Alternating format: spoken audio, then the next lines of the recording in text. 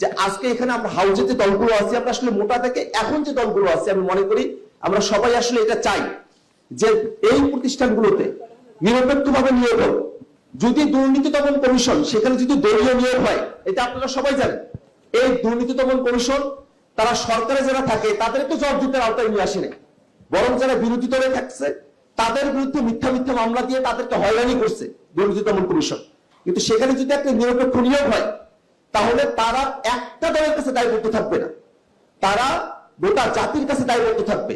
আমরা কি এমন সরকার ব্যবস্থা সামনে দেখতে চাই যেখানে সাংবিধানিক প্রতিষ্ঠানে যারা থাকবে, সংবিধিবদ্ধ প্রতিষ্ঠানে যারা নিয়োগ প্রাপ্ত হবে, তারা একটা দলের কাছে দায়বদ্ধ থাকবে? এক দলের কাছে দায়বদ্ধ থাকার সাংবিধানিক প্রতিষ্ঠান, এই সিস্টেম থেকে তো আমরা উতরে যেতে চাই।